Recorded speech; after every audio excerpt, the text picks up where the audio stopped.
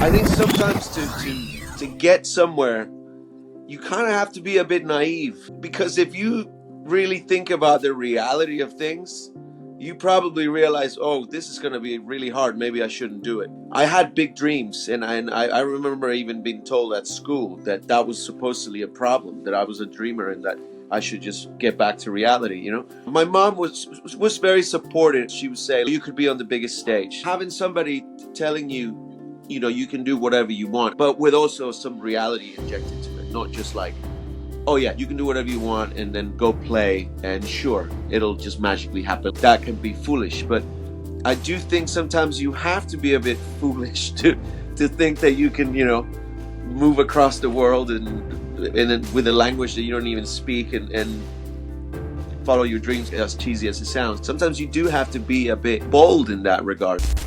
Hello and welcome to the Ronny Leber Show, where every week we bring you fascinating guests with inspiring stories of success and overcoming obstacles from the worlds of sports, business and entertainment. To support this channel, please subscribe, turn on the notification bell and hit the like button so that we can deliver you the best content possible. Having grown up in Mexico in a very musical family, he worked his way to the US and now to the UK. He has performed in front of thousands and thousands of people in some of the world's biggest events and TV shows. He has worked with Bono, Enrique Iglesias, Nelly Furtado, Ricky Martin, and Brian May from Queen. He also shared the stage with Madonna, Metallica, the Foo Fighters, Pitbull, Justin Timberlake, Maroon 5, you name it. He's a lead guitarist, a vocalist, and a songwriter, joining us live right now from London, UK. I'm excited to have him on the show. Please welcome, here's Christian Mendoza. Woo! Hello, how you doing? Great, I'm doing great, and thank you for being here. And today, of course, we're gonna not only dive into your story, we're also gonna learn about what it really takes to follow your passion, also whether it is music or whatever it is, and to really also work on different continents and how it also feels to play in front of 60,000 people at once. But before we get into all of that, just listening to your own story and looking back on your journey, was that what you had imagined when you were a kid? In a way, yeah. Um, it's funny to say because I don't want to sound presumptuous, like, oh, I knew when I was a kid that this was going to happen. Of course, it's very different to how you have these ideas, but I've always, since I was a child, I don't know, maybe it's because I grew up with performers. Sorry, there's an ambulance coming by my window. It's gone now. There, yeah, I always knew I was gonna do this. There was just something inherently there, like that. I was just gonna make my life as a musician. You know, there's definitely artists that I had no idea I was gonna work with, and that was a pleasant and beautiful sort of surprise, like people that I grew up listening to or things like that. So that's been you know, when it happens to you, you're just like, whoa, you know it.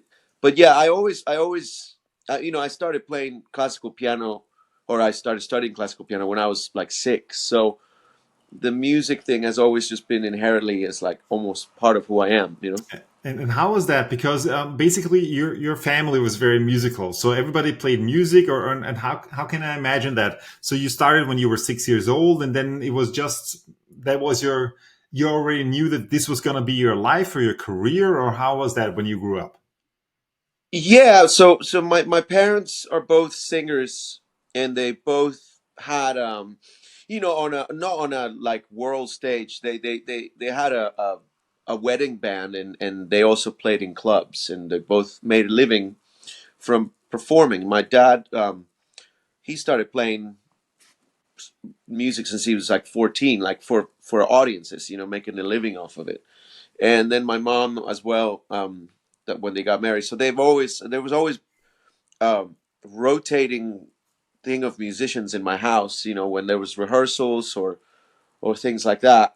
And my older brother is a drummer, so they started out with my brother. You know, they got him some drums since he was like 3 years old, and me and my brother kind of destroyed the furniture in the house, pretending we're playing drums, So it's always been like that. My both my dad's brothers are singers. They made a living singing as well for a living.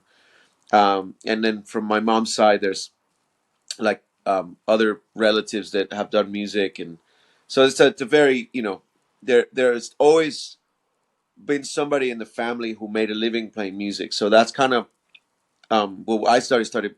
I guess my parents saw it in me, and they put me on classes very early on. But I think it does help that I always saw people the closest to me making a living being performers. So that never seemed like a far away dream. It's like there was. It was more like, okay, how can I do it on a bigger scale? Wow. Okay. So, but before we get on a bigger scale, because of course, first it's all about the basics. It's about really learning and shaping your craft. And when you grew up, you also were your dad had a studio, and you were performing there as well. And how did those early experiences and also these learnings and so on, how did this shape your later career? Because when you think about, for example, when you take the Beatles, they were playing in little clubs in Liverpool for some years, and then in Hamburg in Germany, and actually they had all of Yeah. those hours of practice and then doing the same thing over and over again to kind of gelling and really figuring out who they were inside. So how did those early experiences for you also define your later career? I think it was the exposure to a really vast collection of music, because my parents were into all kinds of stuff. My mom had like Black Sabbath records, funny enough, but they were also really into jazz, and they were really into Latin music. They were music lovers really as well. I would say, and that's kind of what I think of myself as well. I'm a music fan first and foremost, and then I'm a musician. There's something really magical and special for me about music and how it shapes my life and how it helps me every day. There's no day that I'm not listening to music for at least listening, like really listening for at least a couple hours a day. So um, so the exposure to that, and I think having always people in my house, rehearsing, or there's always just a like I said, musicians in and out of my home, people that were playing with my parents, and they would see me as like, oh yeah, they showed me music, or they showed me things like, I'd be always just exposed to people playing. So I think I picked that up where I started picking up instruments, and then it sort of it came easier to me. So that just yeah, I think that and always, I think one of the things my parents always kind of put it in me that, well, if this is what you want to do you have to do it for real. So there was always a sense of trying to impart discipline on me to really work hard at it. I mean, when I was 14 or 15, my mom would say, oh, if you want to be doing this, these guys practice 8 hours a day, so this is what you got to do, and this is a sacrifice you have to make. Wow. So when you're talking about, for example, listening to music for an hour or two every day, I was just wondering because when I myself, or when somebody listens to music, usually it's for entertainment purposes. It's to change the mood, to feel good, or to feel in a certain way. Do you listen to music different? How is listening to music for you? um I listen to music just because I like it, and obviously, if I want to analyze it or learn it, then I maybe will grab my guitar and start, trying to figure out what's going on. But I, like I said, I'm really a music fan. So if I like a song, I just like it. I'm not fussed about how complex it may be, or And of course, there are certain kinds of music that demand more of your attention. Like, there's contemporary jazz that's like, it makes you feel good, but also it sort of demands a little bit from you to really to I guess not understand it. But yeah, I don't like to listen to music in a clinical way, because then then it's like I'm judging it. I don't want to judge it. I just, if I love it, I love it, and that's it. And of course there are things that if I want to learn something, I might listen to something that might not be my favorite thing, but I'll listen to it because I know I'm going to learn something from it. But like I listen to Chopin all the time, and I don't listen to Chopin because I think it's like this sort of superior music. I just really truly love Chopin's music, and it really moves me. And it happens to be some of the most complex, incredible music that's been written. But I'm not listening it for that reason. I think I really, I don't know, maybe where I grew up, that a lot of people sometimes take on this stand of listening to certain type of music because it puts you intellectually, supposedly, on a different keen or whatever. I really don't care about that. It's like, if something is supposed to be amazing and it bores me, it'll bore me. That's it. I don't have to pretend I like it. Like there's that funny, um like, I think it's from those like fake newspaper jokes. That this article that says like, 50-year-old woman finally realizes she hates jazz. And I was just like, this is great. It's like, in the fake article is saying like how she's been going to jazz concerts with her husband for 20 years and she finally realized she doesn't like it.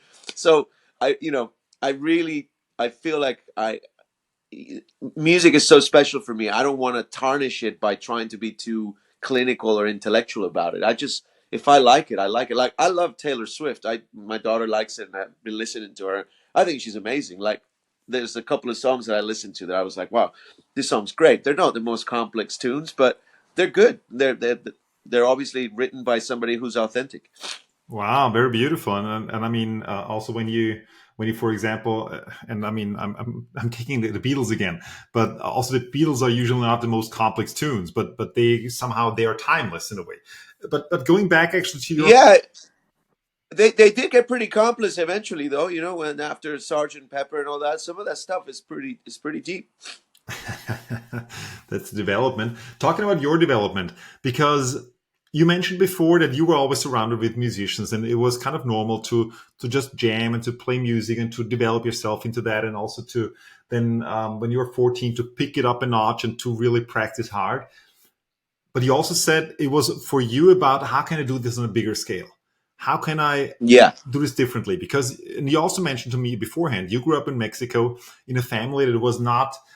You didn't get handed the golden spoon when you were a kid, so it was basically your No. family. You didn't even speak English until you were 15 or 16 or 14, something like this, as a Uh, teenager. And yeah. Can you repeat that? Because you got cut. The sound got cut up a little bit. yeah. So you didn't speak English until you were about 15, 16 years old.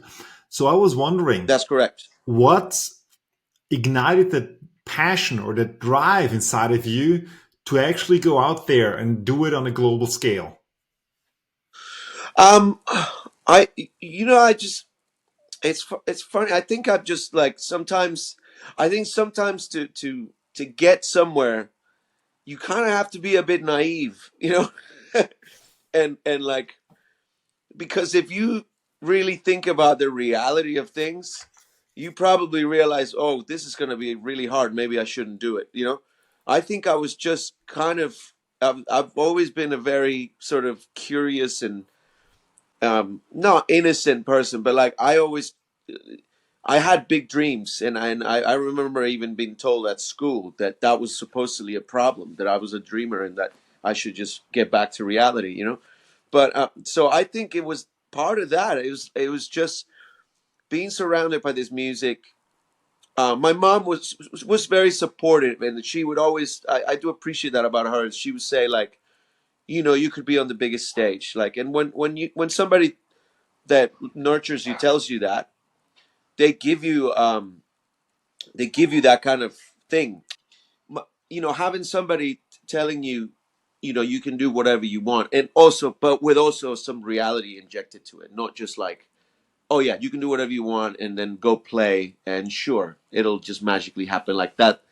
That can be foolish, but I do think sometimes you have to be a bit foolish to think that you can, move across the world and with a language that you don't even speak, and follow your dreams or whatever, like as cheesy as it sounds, like sometimes you do have to be a bit bold in that regard. And I think when you're young, it's easy sometimes to be that. And I think I was able to, because I wanted this since I was so young, or it was just part of me. I feel like that helped.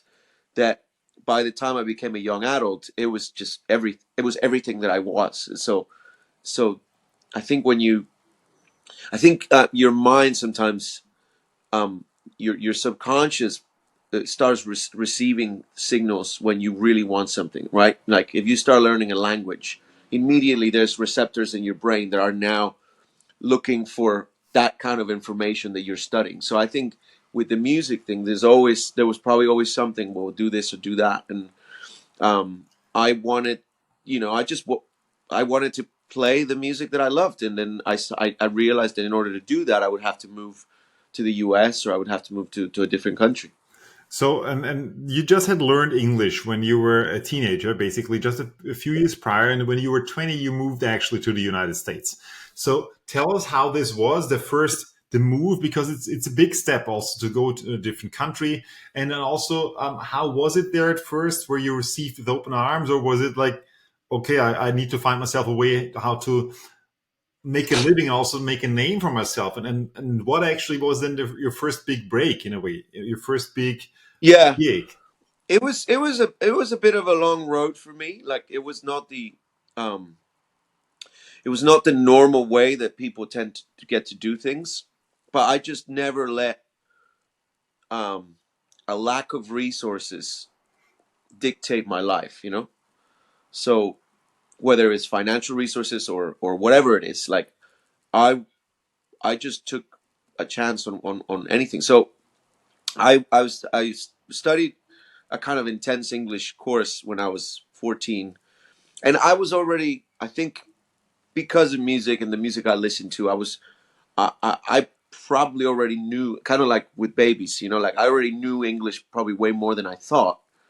So then when I started actually learning it in school, it came really quick, because I had an English class when, like when you had a language class when you're in primary school or something. That's very like basic. So I had an English class when I was in middle school, and I do remember one time, because I was, I probably have some sort of ADD. I was, distracted always in class, and the teacher had called my parents and said, and she said to them, "Oh, I know that you tutor your kid privately in English, but I need you to tell him to pay attention, because he's very distracted in class. It's not good, but because he's like ahead of the other ones, and he finds the class boring." And my parents were like, "What are you talking about?" And she was like, "Well, aren't you guys? Do you guys speak English?" And they were like, "No." My parents were like, "No." And they're like, "Well, do you take him to English classes?" And they were like, "No." And she was like, "Well, so how does he know?" Like, he's like, "He's the most advanced student in my class, but he just doesn't care. But when he does the tests, he always gets like an A or whatever." And my parents were like, "Well, we have no idea." And then she was like, "Oh," she's like, "I was quite upset about this situation, but now I'm kind of very curious, and I guess you just she had no idea how I had learned so much English already." And I think it was partially probably from music, partially from me playing video games and always trying to figure out the magazines or whatever. So I was just feeding myself that all the time. So in a way, I kind of learned it on my own, to a degree, of course.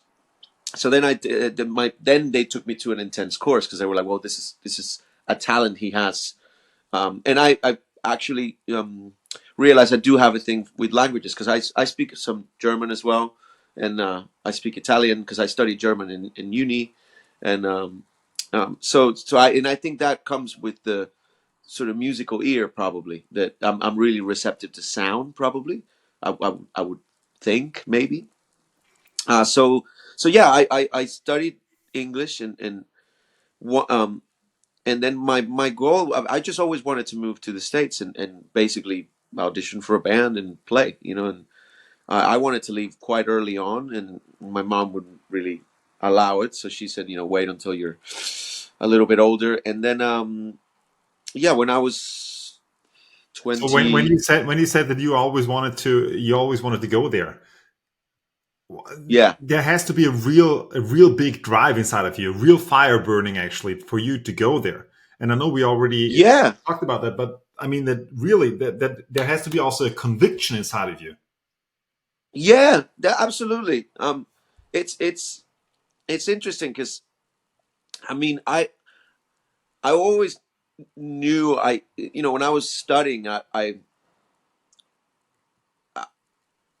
I knew I wasn't good enough, but I knew I was better than like most people around me or whatever. Not better, but that I was picking up things quick. And the idea was just that I wanted to go and study abroad, study I wanted to go to Berkeley School of Music, and then I wanted to just go to school and practice, and then graduate and then move on. And at the time, bands were a thing. I was born in 1981, so bands were a huge thing. And the idea that you could be in a band and make a really nice living off of it was something that you could aspire to do. I feel like the world's changed a little bit now. um, but yeah, there was definitely that, and I do remember like when I watched I would watch some videos. I don't know, the MTV Awards or whatever it was, and I remember seeing the bands or whatever, and thinking like I do remember thinking like I can do that. I can definitely do that. If I was in the right place at the right time, I could be in a band like that. I really believed it. But I also would compare myself to some really kind of unachievable players. So then I would aspire to be better. Like Carlos Santana or something, for example, as a guitarist. Not so much him, but he was definitely. My dad listened to a lot of Santana when I was growing up, and he's definitely a huge influence, not just as who he was as a player, but what he did. Out of nothing. Like he moved to San Francisco area from and he was a dishwasher, um, and he created a whole. He had a voice. He has a voice, and he created a thing that like was huge at the time. I mean, a guitar player, Mexican guitar player playing rock and roll. Like, I mean, what he did is outstanding. And a lot of people, it went on their radar until then. Like, Supernatural came out. But when Supernatural came out, he'd already been in the scene for 30 years or something like that. Like Santana was in the first Woodstock. But yeah, I was really into progressive rock and at the time and like that kind of really flashy guitar playing. I'm not so much anymore into that, but yeah, I really wanted to play like technically proficient. I was really into being kind of obsessed with becoming a really good proficient player. Um, at the time when Who I was was a role growing up, model? like, Who was a role model? Maybe like Slash or something, or well, there was no, there was more into the fusion guys. It was like Aldi Miola and Scott Henderson, these like kind of jazz fusion players. There was a guy named John Petrucci from this band called Dream Theater that I was really into, and for a long time, I was very, very much into him and Steve Vai and Joe Satriani, like very kind of nerdy guitar players. Guns N' Roses was my family were a bit conservative, so I wasn't allowed to listen to certain music. So Guns N' Roses was never really on the radar for me.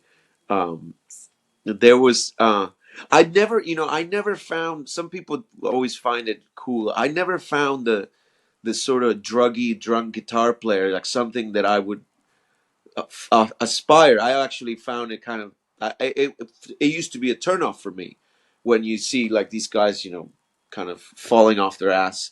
I always just found it like because I just loved music. I didn't want to be in a band because I wanted to drink and get girls. Like that really wasn't no, I found that completely uninteresting. There was no interest in me of doing that. It was just playing, really like I'm like nerdy. Like really playing. So like I was, and then eventually as you get older and you start going out and you go to bars and then you get it that also having fun is something cool. But when I was young, I guess because I liked it from when I was so little, that whole thing of drinking and drugs, like when you're a child, those things don't go through your radar. You just so I was never really into that, but I think Slash is great. it just wasn't an influence when I was young. It was more like I was really into Soundgarden. That was like a band that I really loved. I think because it's a bit more cerebral. They seemed like they took themselves like the music was there first. It wasn't like, oh, we're party band, you know. And also Eddie Van Halen was like that. I loved it, you know, like that all that Wow. stuff. You know, in the eighties, Van Halen was like the guitar player. So that Jump. was something I So basically, then you went to the US, and once again, it was not that you were received with open arms. So how did you then actually make your way there? How did you start out, and also yeah. how did you then get a break to really? How what was your first big gig in a way? Yeah, well, I went to Germany first. Actually, I spent like 4 months in Germany, in Niedersachsen, like close to Münster. Wow. And yeah, I went to, I studied German in school, and I went there to just like hang out for a bit. I wasn't sure if I wanted to stay there, but I left home and I went to Germany, and then I went to Los Angeles. My brother at the time, my brother's a drummer. He was in Los Angeles as well, so I was trying to figure out what I was going to do. So I went to LA, and I lived in Southern California with my brother for about a year. Um, I had we were like very naive of what was going on, you know, and so we got there and we were trying to play in bands and mainly just to make a living, so like covers and things like that, and I was trying to find um, bands that were auditioning guitar players, and then we also were going to see our heroes play, you know, because in Los Angeles, all these musicians that we loved were playing every week. We were really like my brother mainly is into jazz, so I was into sort of fusion and jazz. I was always more into rock, but a mixture of the both. So we were just going to see shows every day, trying to meet all these people that we idolized when we were young, and we made friends with some people, and I almost had a big break when I was there with a band.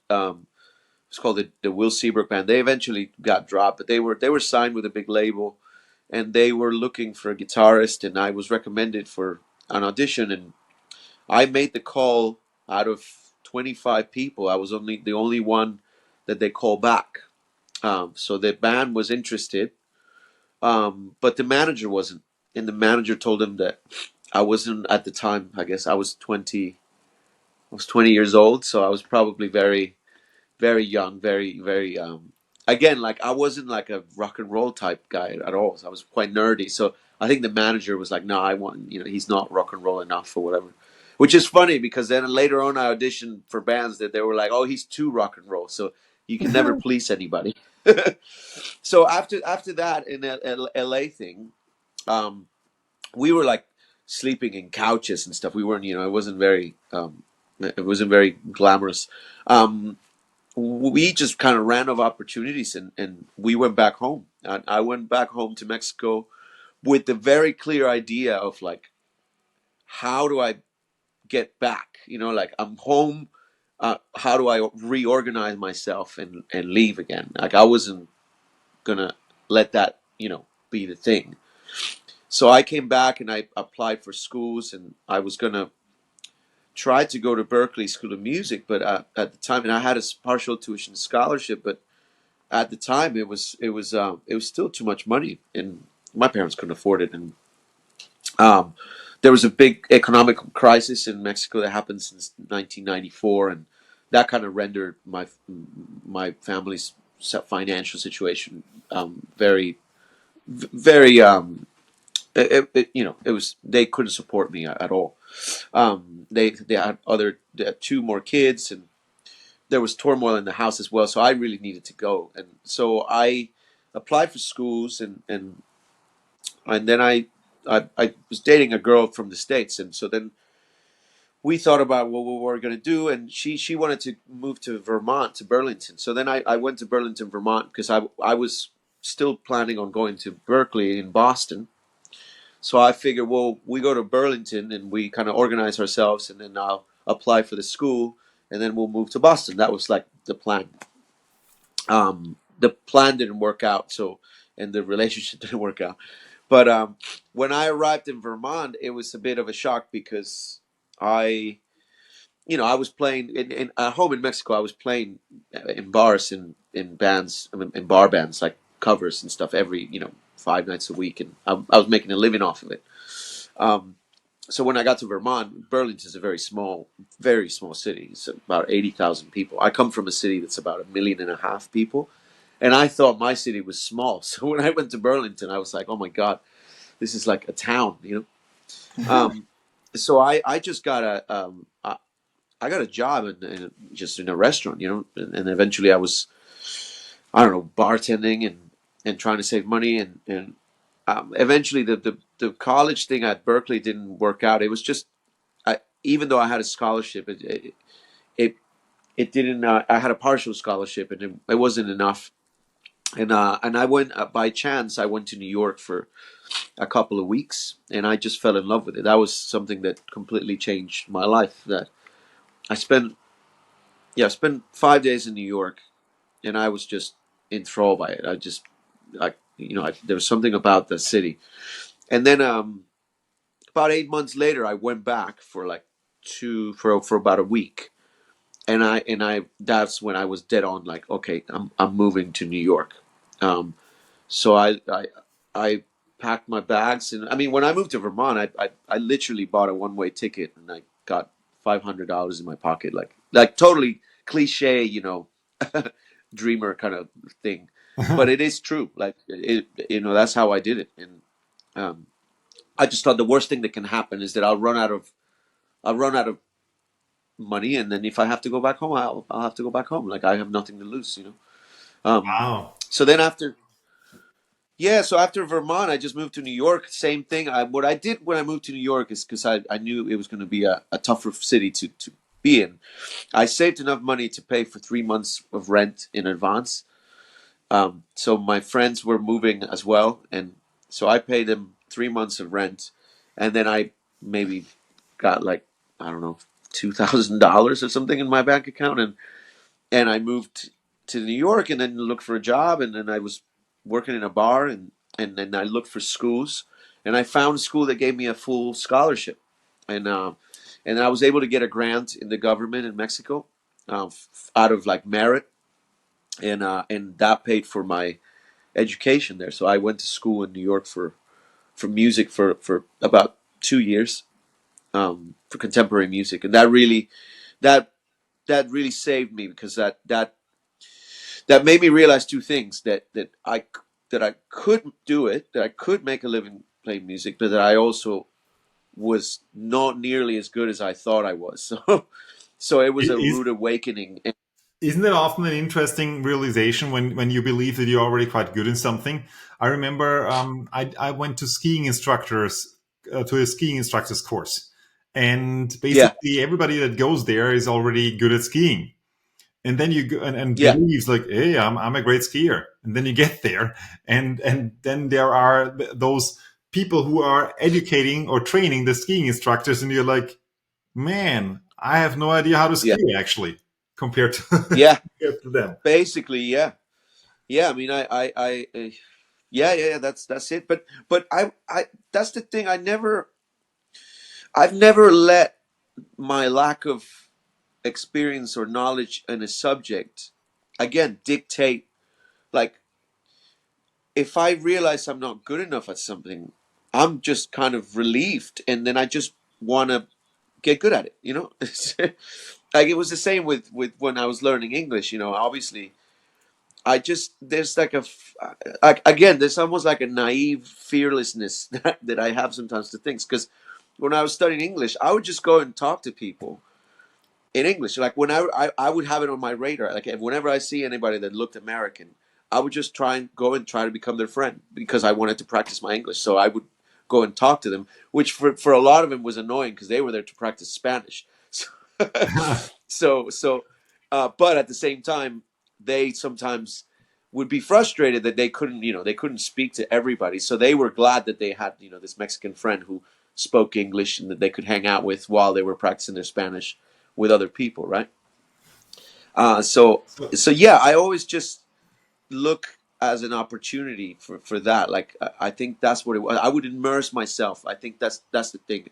I would immerse myself in whatever it is that I was doing. Whether I was studying English, I would just immerse myself in the language and trying to speak it every day and making mistakes. I mean, people would make fun of me because of at the time, I made grammatical mistakes, and I realized like that's something that really deters people, especially when you get older. You're learning something and somebody makes fun of you, and then you feel kind of self-conscious and you stop.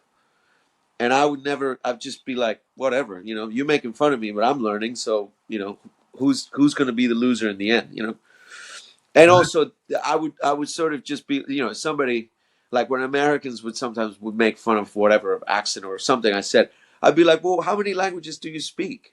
Like you're making fun of somebody for trying to learn something new.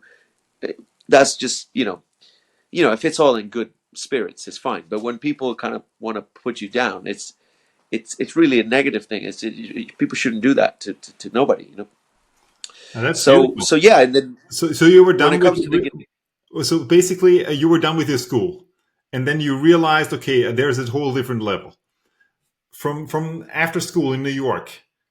How did you then? Did it also give you a boost career wise, or how was that? And also, how did that translate then?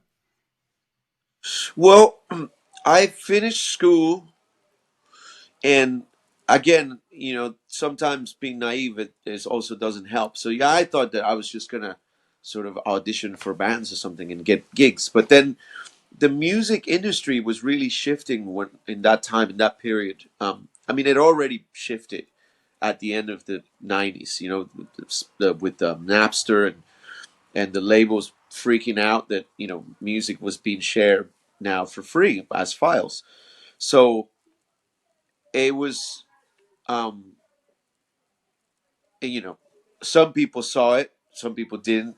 I was just immersed in playing, so I didn't really see the side of the business, which unfortunately, and that was unfortunate because it became a lot harder. But um, I was just so immersed in trying to play and be a good player. So then when I finished school, it was a bit of rude awakening of like, oh, you mean joining a band, and no, that doesn't happen anymore. Like bands are not getting signed anymore.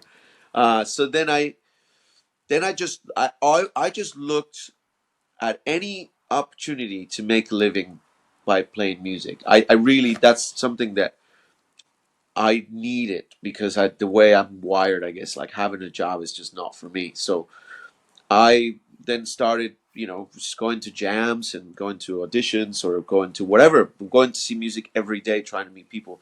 And then I just answered an ad on a paper. They were looking for singers or something. And it was this club called the Cafe Wa in, in the West Village.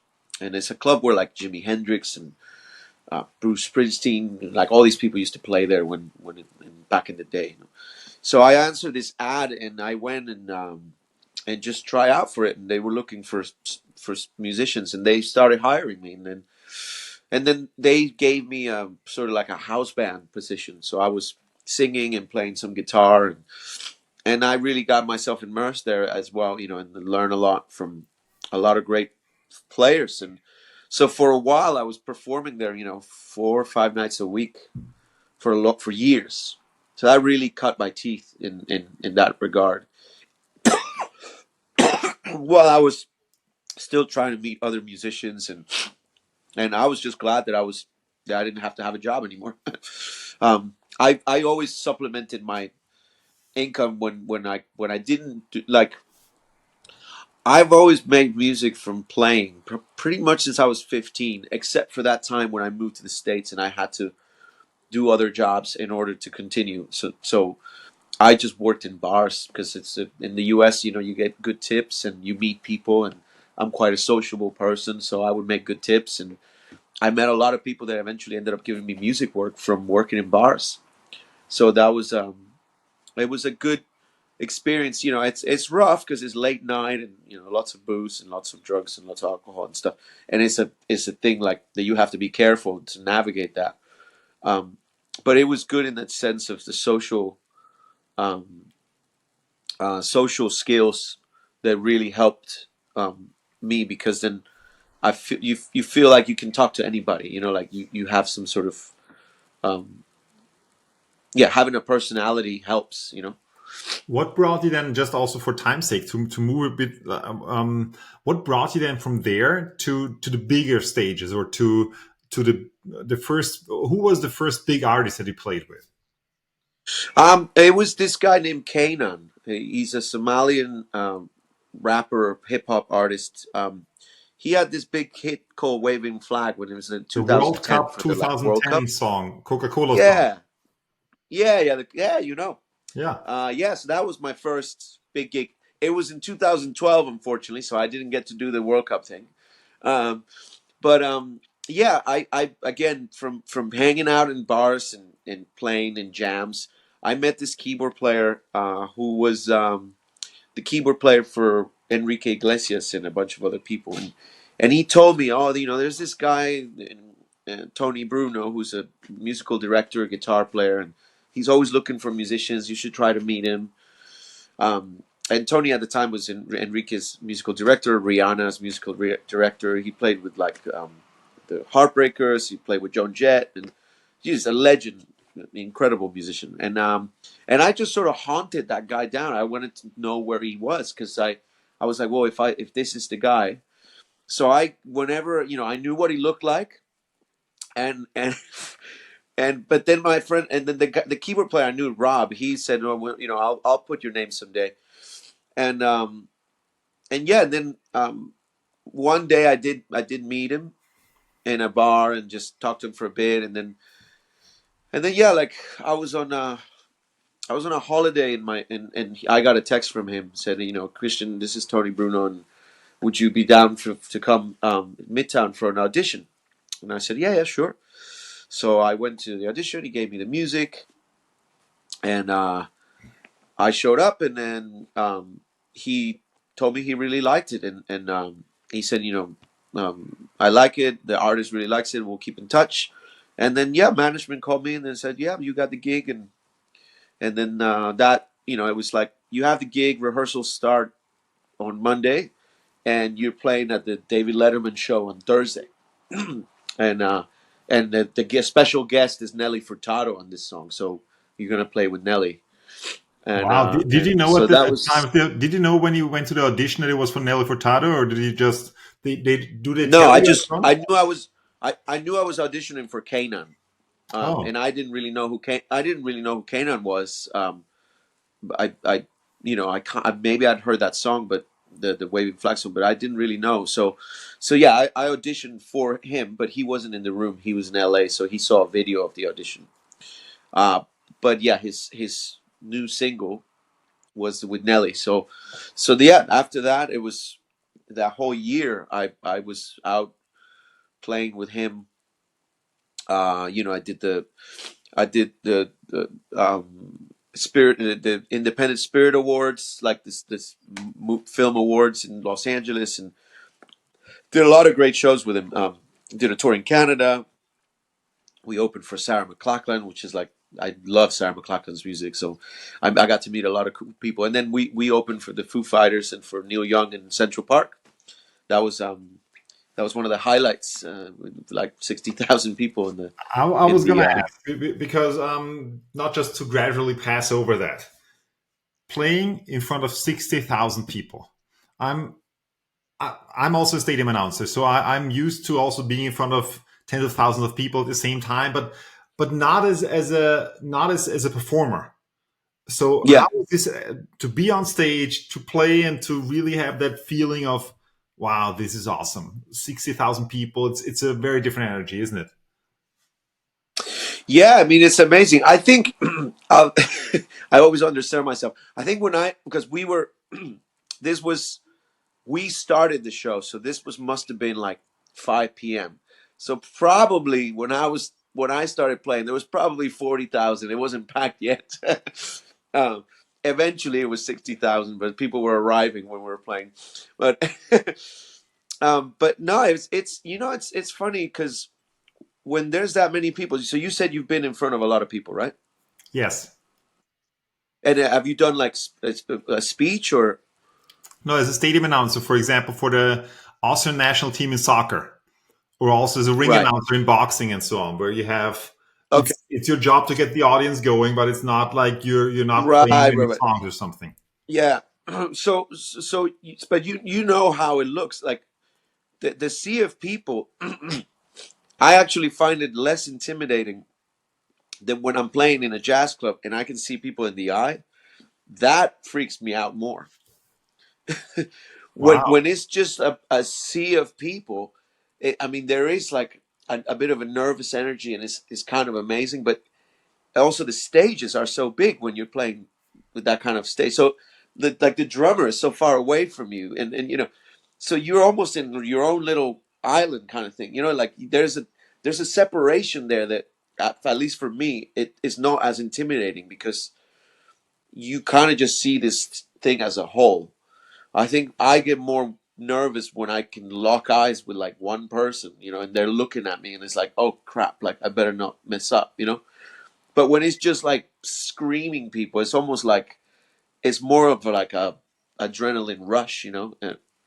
Wow. And of course you're thinking like I can't make a mistake. But I always there's always a little bit of a nervous energy before playing a show, something that is important. So, and I think it's good because that preps you, it focuses you. You tame it, but you know That's very um fascinating. Also, when you're saying this, also, I mean, you've played with many big names in the industry.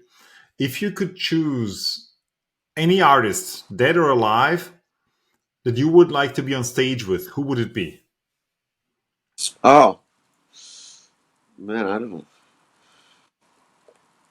and why? I don't know. That's a there's so many stages of my life of people I've idolized, that or that I've really liked, that it's a really hard one to answer. I wouldn't know. um I mean, like, I got to play with Roger Taylor and Brian May, and that was incredible. Like, um but let me see. I don't I mean, like 4 years ago, I would have told you Steven Wilson from Porcupine Tree, this progressive rock artist. His music really impacted me a lot, and he's still doing making music, and I still would love to work with him. I whenever I know he's going to do a tour, I'm always figuring out, trying to find out who knows him that I know, that maybe I can, try to get a recommendation for it. Um, I mean, I would love to play, something like that would be special. I would love to play with Carlos Santana, just because of Mm.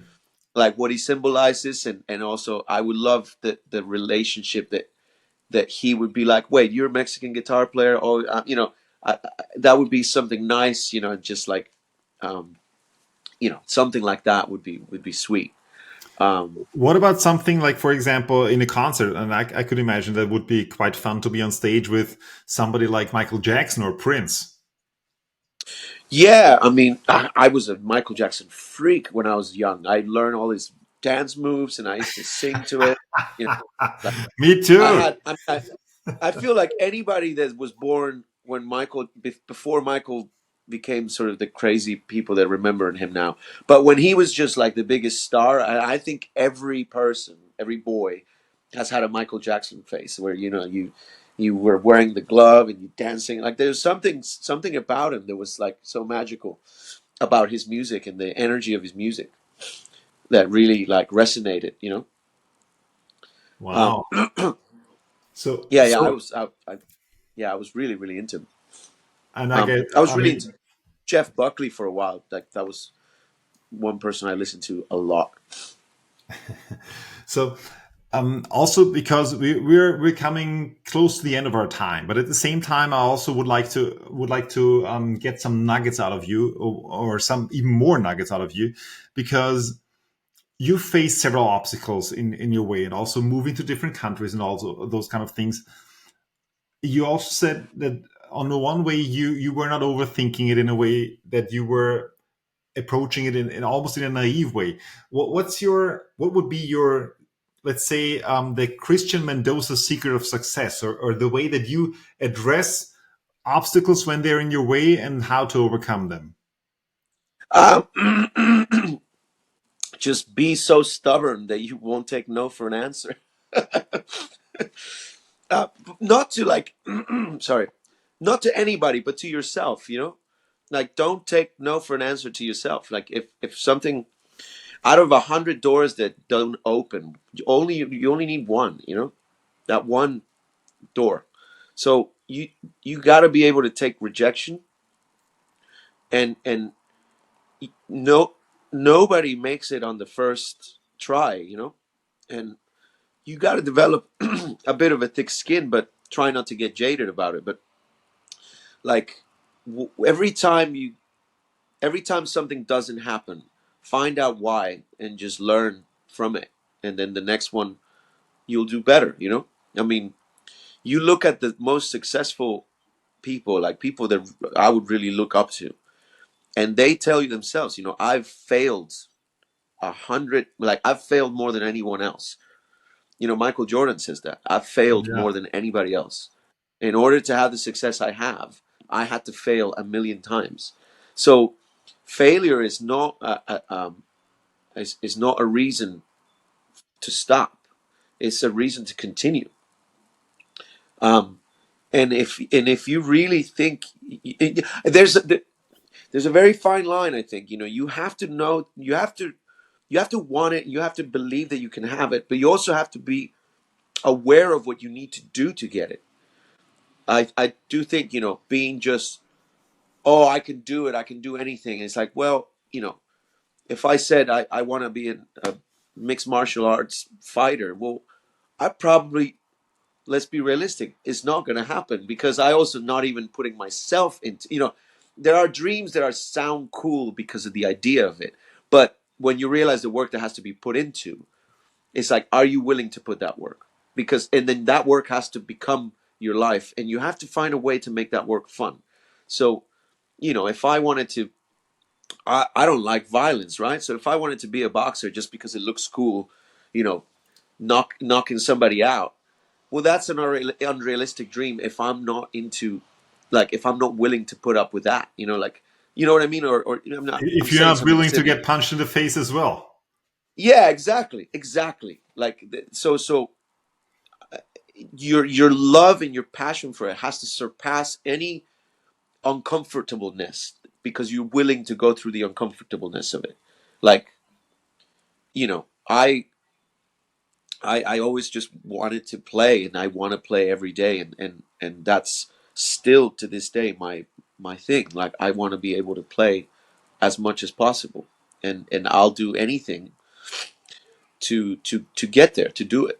And it's almost like an obsession in a way. I don't necessarily wish it on anybody, but I think you find that one thing that really drives you, and yeah, and just you be realistic and be stubborn, and also be a bit, have big dreams, and compare yourself to the greats. Like, if you want to, if you want to be a basketball player, well, compare yourself to Magic Johnson, to Michael Jordan, because only when you compare yourself to the biggest, then you can see how much you really need to do. Wow, I love that. I love that. Um, any piece of advice that you would like to give somebody who's just starting out in their journey, or is it a crossway, and they are maybe thinking, I would like to follow my passion, but I'm not sure if I can do it, or I'm not sure if I should do it, and so on. Any piece of advice that you would like to give that person? Well, um, I mean, advice is, I would say, don't take any advice. you know, I mean, you can take uh, a recommendation, of way of. The second somebody starts giving you their opinion on what you should be doing with your life, stop listening to them, because that's that's life through their lens, not through yours. You know, so don't. It's. I would say, like, don't let the things that are right now in fashion or whatever. Don't let those things dictate if you're really into whatever it is that you're into, if the wave at the moment is, because there's always waves of what's hip or whatever. Don't let the waves of what's hip make you follow that. Like if you want to, if you like making shoes, or if you like making suits or whatever it is, don't go just for what's hot at the moment, because those things pass. It's really find your voice. I'd say, whatever it is that, whether it's in music or in the arts or in tech or whatever, like find your voice. Who is it that you can? Because once you find your voice, that's it. You're unique, 100%. And if your voice is authentic and you work hard with it, you will find avenues to get it to work with it. And don't let anybody tell you that, oh, this is not um, financially viable or whatever. Man, life is to be lived. Like, of course, you be responsible, but it's the entire journey that really is going to mark everything. So if you only care about, like, oh, my savings or this or that, it will limit you. I mean, at least for me, maybe it was I took an advantage that I had nothing, because then I figured, well, if I have nothing, I have nothing to lose. Then I'm going to go and reach out to the stars, or whatever you want to call it. And if I had maybe had it a little bit easier, maybe I would have been a bit more afraid, and maybe I wouldn't have wanted to take that big of a risk. But I came to a point where I said, well, if I stay here, I'm not going to find happiness here. So I have to move on, and I have to take whatever it takes.